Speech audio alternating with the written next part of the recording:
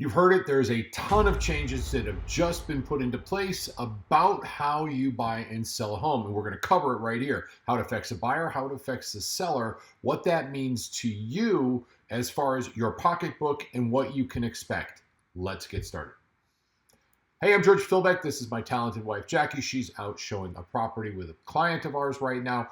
I want to talk about the lawsuit that happened that is affected basically how real estate is transacted and how it's going to affect you, how it's going to affect your support, how it's going to affect your service you're going to receive, and what that looks like. We're going to cover pros and cons, both buyers and sellers. Let's get started with it right now.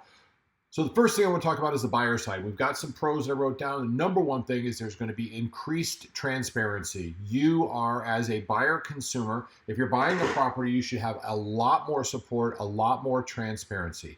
Gone are the days of the agent that just goes, well, I can open the door for you, because that's not really service. There's negotiating, there's strategy sessions, there's valuations, there's inspections. There's so much that goes into this. And your buyer agent is going to need to provide a value. Now, we're going to talk about fee structures in just a couple seconds, and so you want to stick around because the fee structures are critical.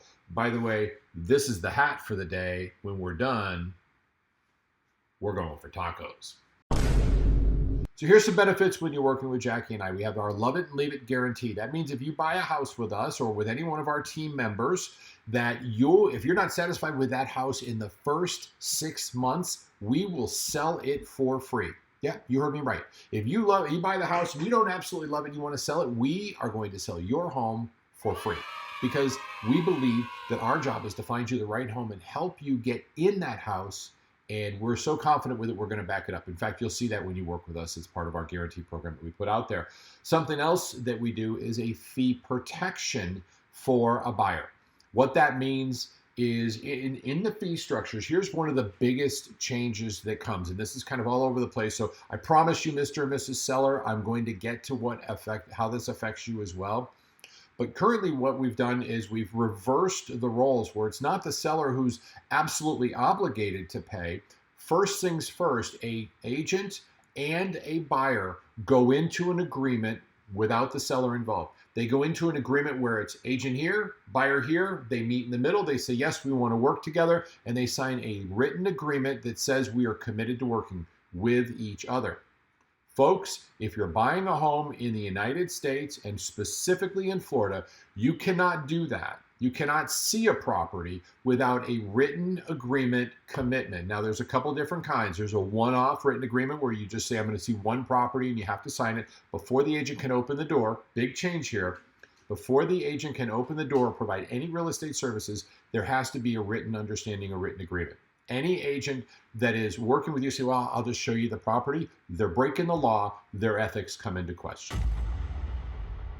Okay, so that's a huge change for the buyers. Now, in this agreement, let me pull it up for you. So this agreement has a start and an end date, and it says that it's going to stay into effect and we're going to work together. It also breaks down the compensation. Now, this is important. Before I show this to you, I want to make sure that I explain this properly. Let's say that you and I decide we want to work together. You want Jackie and I or one of our partners to represent you in the purchase of your home. Well, we're going to lay out everything we do. We're going to give you our value proposition. Besides being, of course, the love it and leave it, we have a diminishing compensation schedule that works. It helps you make sure that there isn't money out of pocket. That's something you got to talk to us about. We'll explain it a little bit better. But we're going to have to we're going to have to sign up this agreement, and we're going to have to put down what the compensation is. Currently, that compensation comes from you. Now, once we enter into negotiations and we find a home that we're interested in buying and we make a negotiation on that property begin, we start that conversation, we then have to negotiate and will negotiate the buyer side agent representation compensation. Now remember, you can buy a home without a buyer representation, but basically you've got the seller working against you. We're going to cover that in just a second as far as what the seller is concerned. For the buyer, you have to enter in to see a property with a real estate agent to be legally protected by the agent to get the agent services. You're going to have to enter into this agreement, and it's going to have to put the maximum amount of compensation the agent will receive. Every single agent has the ability to reduce that amount. Okay, they can't go higher. They can't say, well, oh, well, listen, we negotiated more, I want more. No, no, no, no, no.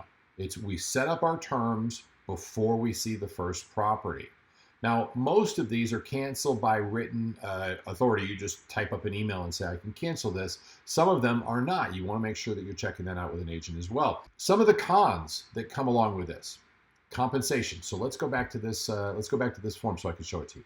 In Section 7 of this compensation, broker's compensation is earned when the term of this agreement or any renew or extension, consumer or any person acting on behalf of the consumer contracts to acquire real property as specified in the agreement of defaults by any contract to acquire property. This compensation is for the broker's services for the consumer. Compensation received by broker, if any, form of the owner or the owner's broker for services rendered to the consumer will reduce any amount owed by consumer per this paragraph.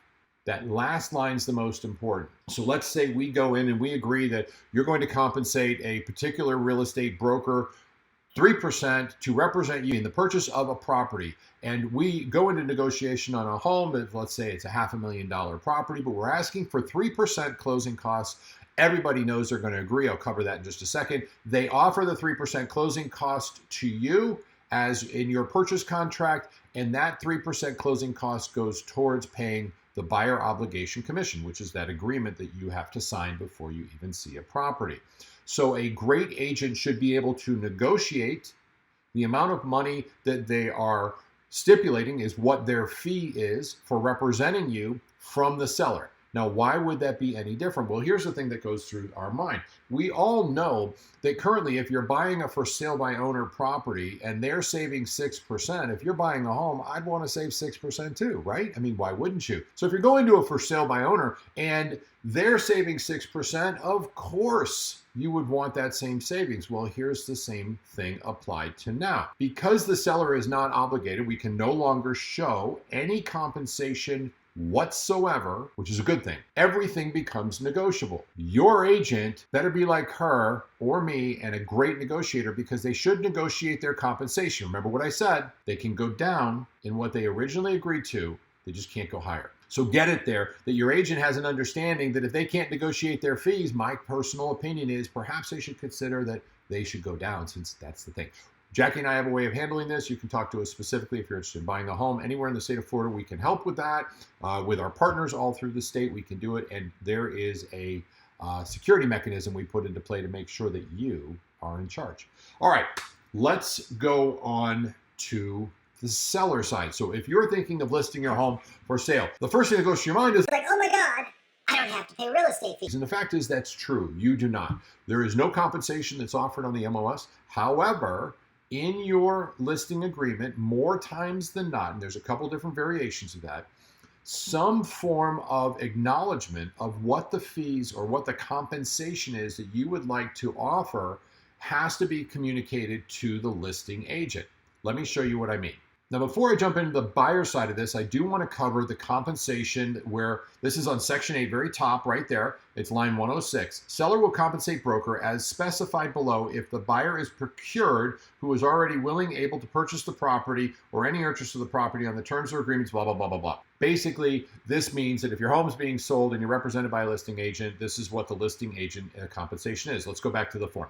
Normally, you're going to find that it's a total percent of the purchase price plus, and quite frequently, you'll find that this is where a additional brokerage fee comes in, called a transaction fee sometimes, but it's really an additional broker fee or additional broker concession.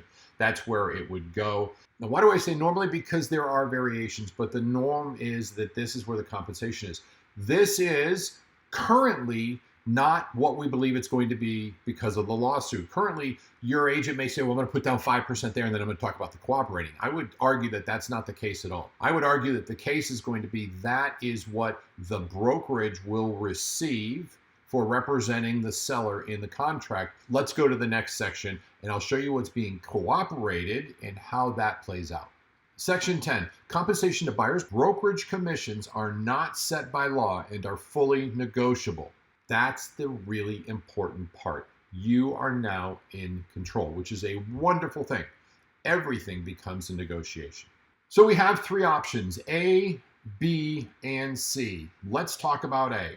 Seller authorizes broker to offer compensation to buyer's broker in the amount of a percentage of the purchase price or a flat amount. Or B, seller authorizes broker to offer compensation to buyer's broker from seller in the amount of a percentage. Or C, no compensation will be offered to the buyer's broker.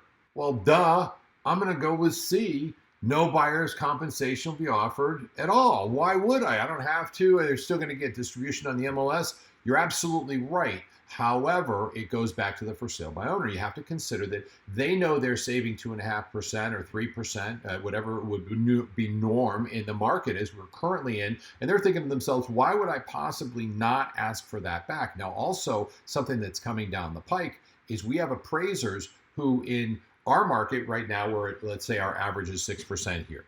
In our market at 6%, we have to consider that the appraisers have that kind of built in. Everybody knows that you're paying a real estate fee. And if you're not paying a real estate fee, then the truth be told, the value of the property is actually remove the fee, and that's the value, which is 6% less. Now, that hasn't happened yet, but it's going to, because logically, if that's not there, we don't get a 6% bump up in value. That's not really what happens. We're kind of a flat market right now.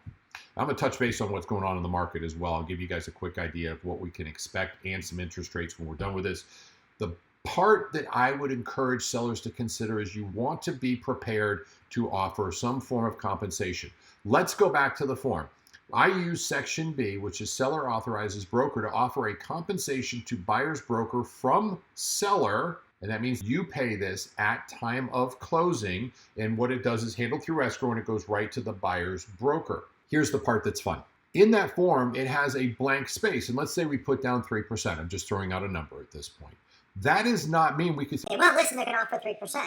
My response, Jackie's response, what we do is say, well, listen, everything's negotiable. Please put it in the offer. If they come with a full price offer on your property and everything else is sitting on the market for 45, 60, 70 days, wow. Okay, maybe we should consider that that makes great sense. And that they brought a full price offer, they did what they're supposed to do, we can get our terms, why wouldn't we? Otherwise, it's still a negotiation. You're no longer, as a seller, locked in to a predetermined amount that you're going to cooperate. Now everything becomes a negotiation. You want the pit bull, sorry, Jackie, working for you. You want me valuing the property properly, working for you. And there's a couple other things we do as well as far as our guarantees, some of the things we like to do for our clients. Stick around at the very end. You're going to see something that's coming out right now. We're actually rolling this out on how to protect you. If you're selling your home, you want to see this. I'll put this short video clip at the very end of this video for you to watch. Okay, we've covered the compensation, which we would consider as a huge value. There is also additional marketing requirements. We can no longer put that on the MLS so everybody sees the same thing. Previously, as much as they shouldn't, agents would look by what the compensation is and say, oh, well, this one's offering more compensation, so I'm going to do it. I'm going to show this property, but I'm not going to show one that's offering a little less. So if you're thinking of saving a little bit, hold on. First thing, saving money is great, but getting your terms and your price, particularly in what is currently going to becoming a challenging market, I would say the terms and the speed of sale are going to be equally important to the full dollar amount because we're in a market that's starting to diminish. Now, the upside is we just had the interest rates drop. Take a look at this. Upper left-hand corner, 30-year conforming loan, that's conventional loan, 6.45%, and the 30-year VA loan, which is right below that, lower left-hand, 5.8. Love seeing these. And there's conversation that, well, in September, we're pretty darn sure they're going to lower it a quarter basis point, but they're now talking about a half a basis point. Does that affect us? Absolutely. However, economics come into play. We're going into an election, which means it's real wonky. Everybody's like, all right, what are we going to do? We're seeing the stock market freak out a little bit. I think that we are still going to be in a diminishing sell environment. In fact, they came up with a statistic where they have enough data now, they can forecast it. This is the lowest number of transactions in the last 30 years and lowest number of homes sold per year in the last 30 years. They've got that projection. This is it. It's less homes sold than in 2008, 2009, the beginning of the greatest recession that we've seen as living people. Okay.